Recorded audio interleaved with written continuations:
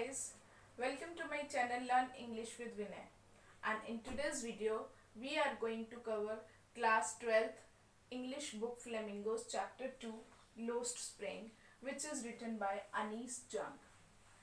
Student, Lost Spring, the title shows that spring here symbolized childhood.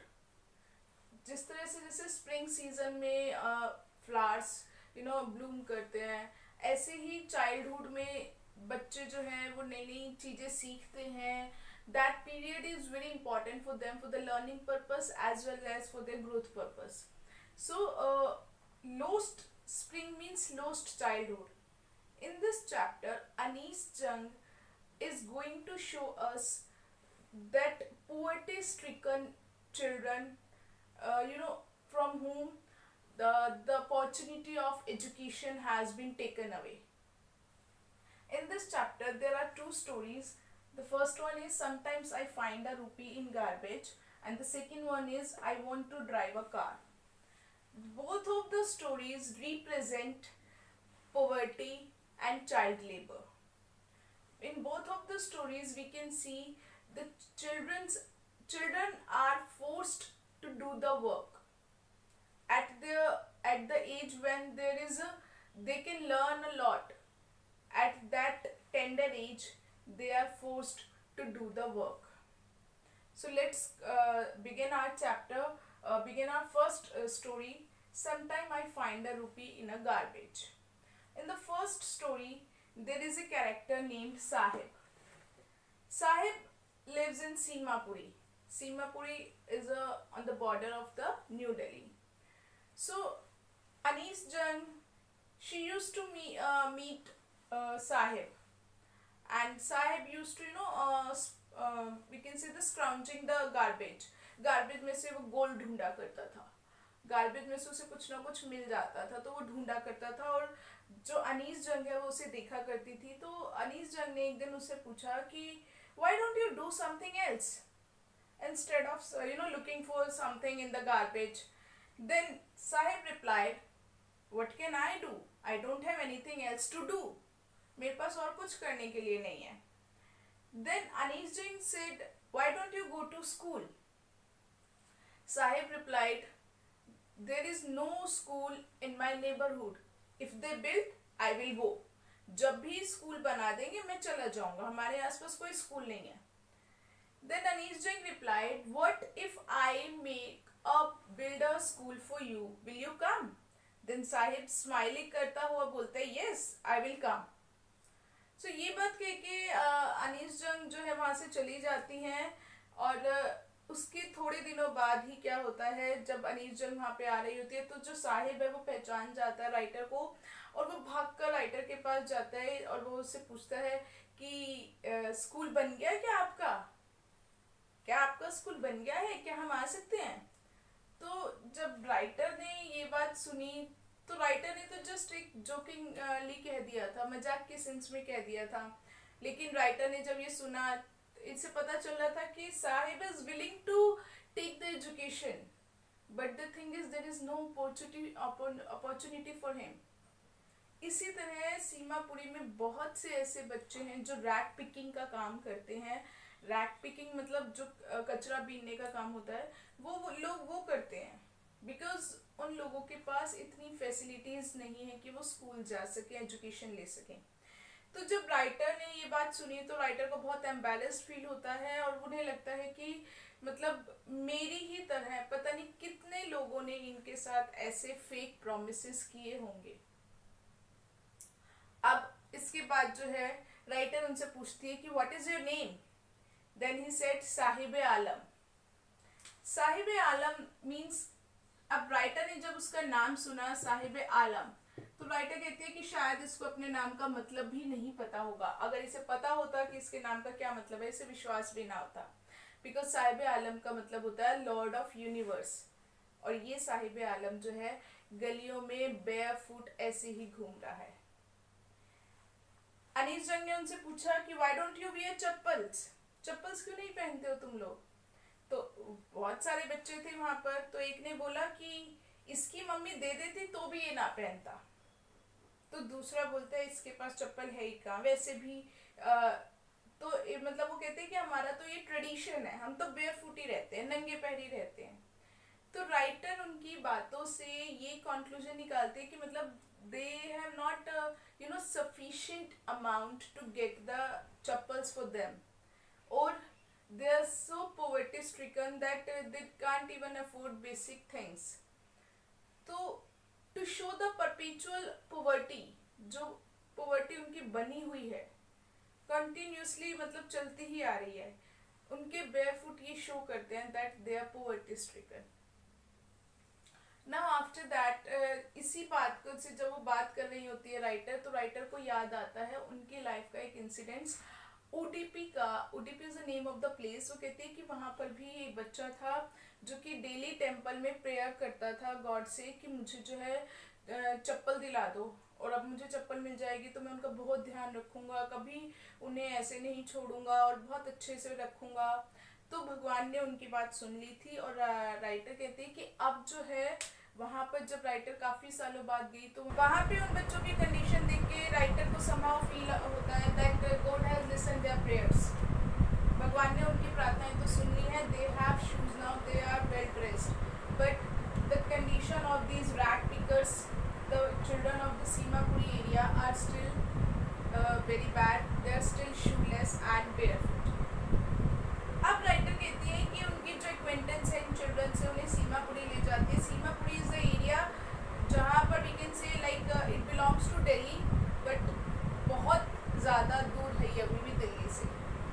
क्यों कहा है writer ने ऐसा? Because Delhi being a capital of the country, वहाँ पर ऐसा माना जाता है कि दिल्ली में सारी फैसिलिटीज़, जो बेसिक नीड्स, जो बेसिक फैसिलिटीज़ होनी चाहिए प्रॉपर रेजिडेंशियल एरिया में, वो सब होनी चाहिए। बट सीमापुरी वहाँ पर ऐसा कुछ भी नहीं था।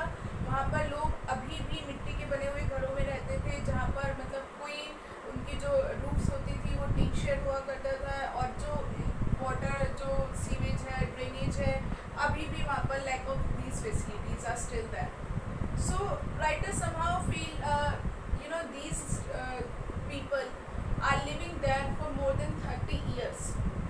1971 के अराउंड ये लोग जो है ढाका से आ गए थे, यहाँ पर रह रहे थे, और यहाँ पर रहते हुए इतने सालों से they don't have even their identity, and for identity purpose they were just having their ration card from which they can get the food and they can give vote।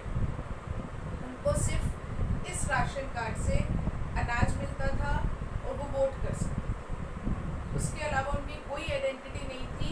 और जब अनीस जन ने उनसे पूछा उनके आइडेंटिटी के बारे में, then the people replied that food is far more important than the identity.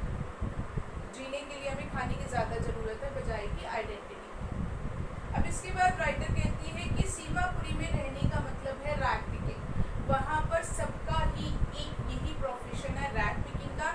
Even children are growing in this stage only, उनको भी पता है कि उन्हें भी रैग पिकिंग ही करनी है, and they are happy with that. अब राइटर कहती है कि ये जो गार्बेज है, ये इसका मीनिंग भी अलग अलग है। जो बच्चे हैं वहाँ पर वो सोचते हैं कि रैग, ये जो गार्बेज है, that is a wrap of wonder.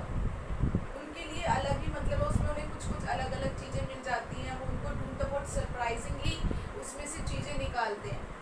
And for elders it is the mean of survival, ये उनका जीने का साधन, उनका काम काज है। अब आगे राइटर बताती हैं कि किस तरह से जब बहुत दिनों तक जो है राइटर साहिब को देखती रहती है, मिलती रहती है, और कुछ महीनों बाद तो राइटर देखती हैं कि साहिब जो है एक दिन क्लब के बाहर खड़ा होता है और अंदर देख रहा होता है, जहाँ पर दो लोग जो है टेनिस खेल रहे होते हैं। तो साहिब जो है राइटर को बताते हैं कि मेरा भी मन करता है कि मैं अंदर जाके खेलूं, और कभी जब यहाँ पर कोई नहीं होता तो जो गार्ड है वो मुझे अंदर जाने देता है और झूला झूलने के लिए। और तब राइटर देखती हैं कि जो साहिब है उसने भी टेनिस शूज़ पहन रखे होते हैं। तो उसके शूज़ से ही पता चल रहा था कि किसी रिच बॉय ने उसे डिस्कार्ड कर दिया होगा उन शूज़ को, बिकॉज उन शूज़ में होल था। बट साहिब के लिए इस तरह के शूज़ पहनना is like a dream come true.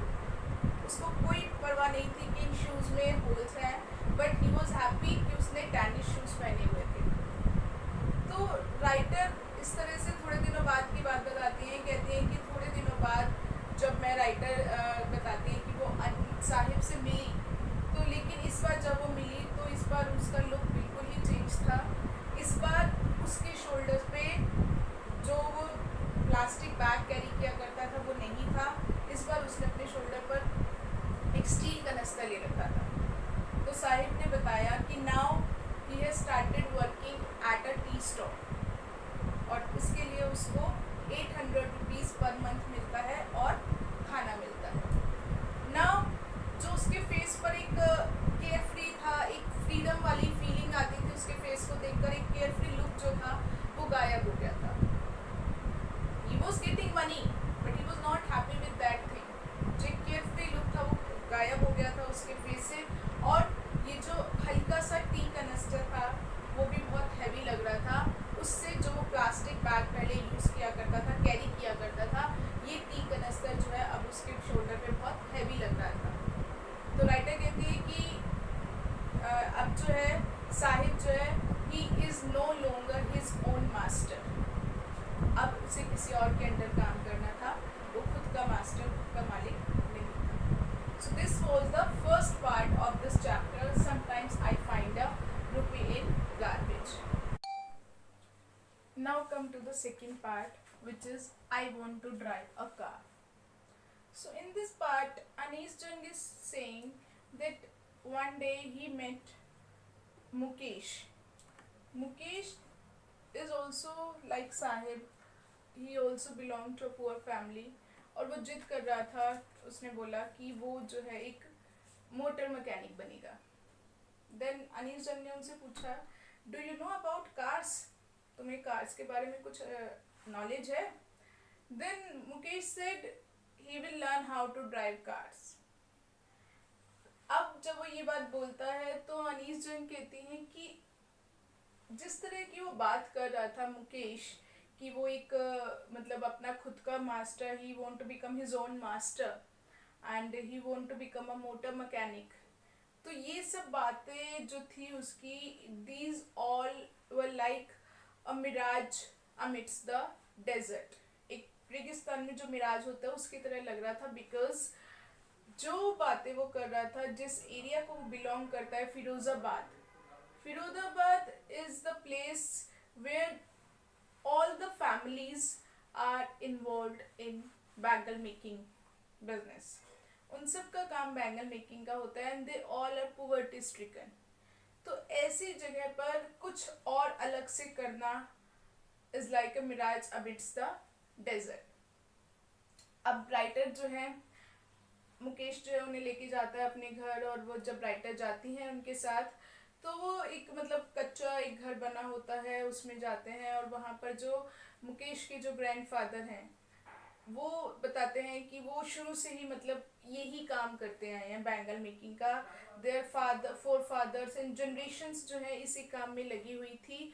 Anees जंग कहती हैं कि शायद इनको पता भी नहीं है कि इस तरह से बच्चों से ऐसे हाई टेम्परेचर में फर्नेसेस के आगे छोटी छोटी सी मतलब कोठरी सेल्स बनी हुई हैं जिसमें कोई लाइट नहीं है, कोई एयर नहीं है, कोई हवा नहीं है, कुछ नहीं है, ऐसी जगह पर बच्चों से काम करवाना इज इलीगल।